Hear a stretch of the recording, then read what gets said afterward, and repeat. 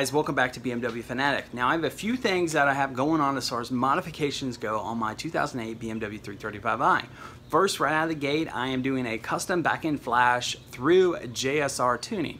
Now John has been in the game for quite some time now and he is a respectable tuner. I'm excited to work with him as far as to ensure that my car is all up and running, and of course I get the most safest power and the best power possible than what I have right now. Now I just have the BMS back-end flash and that has been great, so no issues there whatsoever. But I'm ready to take it to that next level and to just tailor that back-end flash right to my car. So I'm working on that now. I got the base file map from John. We're gonna load that onto the car via MHD, so I'll show you that process. If you've never seen the process in general as far as how to load on a back-end flash, check out my video up above. I'll show you that step by step.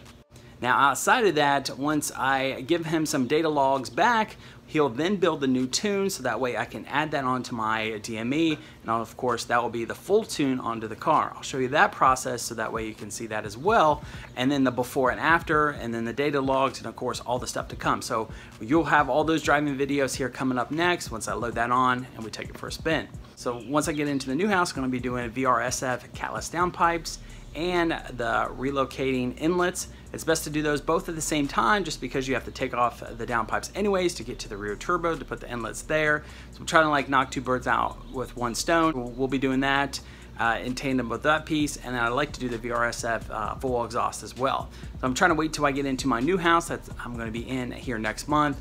I'm looking forward to that, much more space, and then that way I'll be out of the temporary home that I'm in right this second.